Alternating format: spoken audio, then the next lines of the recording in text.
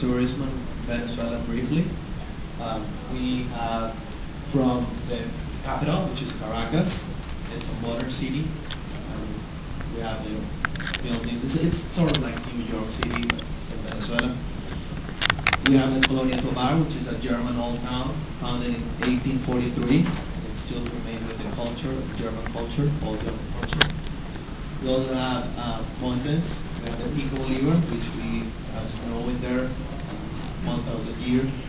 And we have the Medina del Coro, which is a desert with dunes. We have beaches. So as you can see, we have pretty much a great variety of different things that we can do in Venezuela.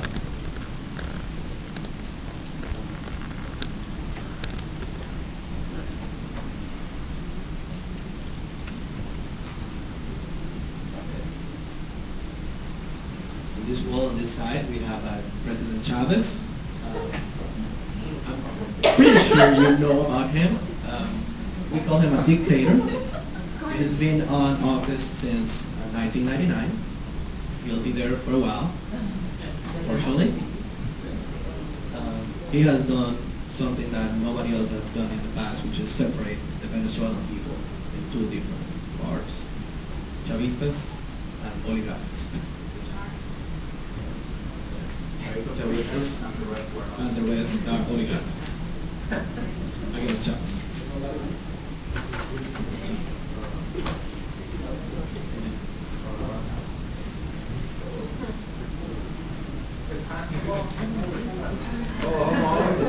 We'll get there. Okay, in Venezuela we have many national duties as the Ollantaypuy, which is at the top of the mountain. That's a Venezuelan arepa, one of our national dishes. We eat that mostly for breakfast. Right next to it, although I'm not sure if you can see it very well, it is our national dish, which is called pabellón criollo. It's made of black beans, shredded beef, rice, and fried plantain. And right next to it are the Yanomamis, which are Indians, and they are to believe that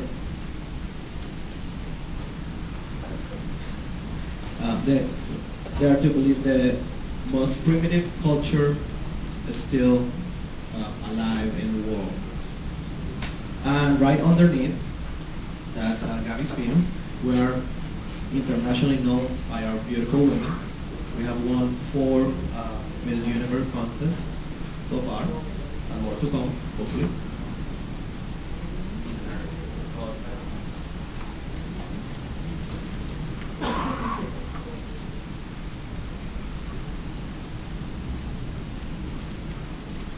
One of the most notorious industries in Venezuela are in polar industries. It's the biggest drinking and food company in Venezuela, and the best seller is Cervezas Polar, which is beer. We are highly known because we like to party, we like to go out, and there's no party or there's no clubbing without Polar. Now, my friend Carlos will continue.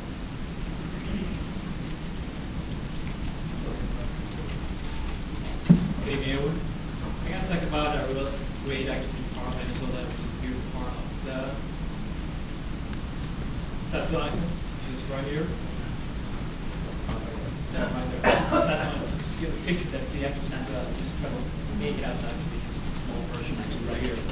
Now, Satellite actually is the tallest ball of fresh water. Can we say the name again? Santo Angel, that's Angel's Falls, also known as. That's pretty much you can find out on Wikipedia, Google. Angel's Falls. Like I said, it's the tallest freshwater creek pond. It's about 3,100 feet, I think. And it's located on the Grand Savannah. It's our picture. And actually, it's a really, really nice. You need to go to that place. It's a really very big tourist place in Venezuela. Now, let's show you right now an other one, which was kind of hard to build from scratch. As you see, it's right there, we see PDV, now it stands for Petróleos de Venezuela, which is actually a state-owned company. Venezuela that basically produces, finds, exports own petroleum in our country.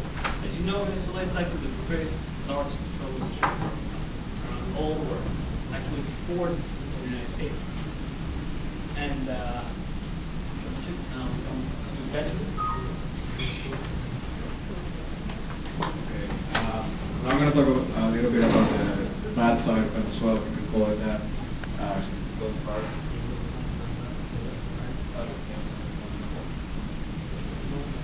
Okay, as you can see, as in many South American countries, we have something similar with the favelas, and it's a lot of people crammed in a small place, usually a mountain, and they improvise, they build their own houses, and most people here don't have like basic utilities like water, electricity.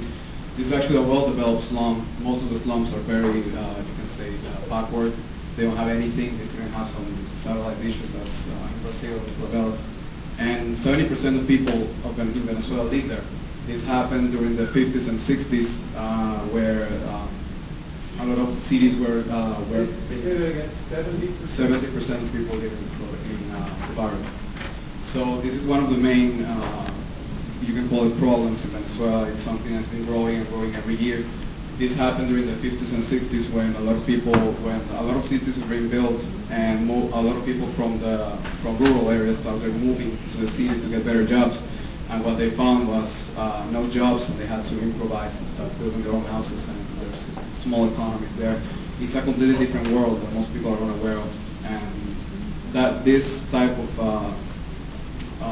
living for people create a lot of problems, including crime and homicides, and that leads me to the next part of our presentation. I actually put some well, it's not a grave, it's a coffin. It's a great representation of what's actually happening in Venezuela. We have we have the most homicides per 1,000 people in the world. We even have more homicides than in Iraq right now. 14,000 people were killed in homicides, mainly because of crime, last year. So it's something that most people are unaware of. And Venezuela is a very dangerous country. If you go to the main cities, if you want to go out at night, you got to be very careful. You're going to get robbed if you walk. Like at 6 o'clock, it's like a curfew. You've seen a curfew someplace. Everybody's out of the streets when it's dark, and they go to their houses. And when you go out at night, you got to go fast. You can't stop at the traffic lights. It's that bad. And it's getting worse by every year. And this is probably the worst part of Venezuela, the homicides and the killings. There's a graph here, it's very small, but there's been in Iraq 63,000 homicides in 10 years. In Venezuela, there's been 97,000 homicides. And these are official statistics. So it's the most dangerous country in the world right now. It just surpassed Colombia and Jamaica as the most dangerous country in the world. What? No, you're cool. It's okay. It's so, well, anybody has any questions you might want to ask? So, together, Venezuela, Colombia, and Jamaica started out with a monopoly? No, but it's very dangerous. It's, you gotta be careful. If you go to rural areas and in the great outdoors, if you go to see the Angel Falls or something, it's not gonna be dangerous. If you go to the cities, it's not. Cities that are dangerous. The cities, yeah, urban areas mainly.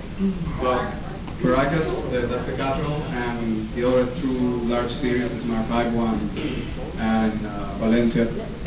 Those two are very dangerous also. So you're gonna go, I recommend, you're gonna go to Venezuela and visit, go to the great outdoors, go to the jungle, go to Salto Ángel, don't go to the city, go to the cities. Go to the airport, go to the city. That's it. Any questions? Okay, thank you very much.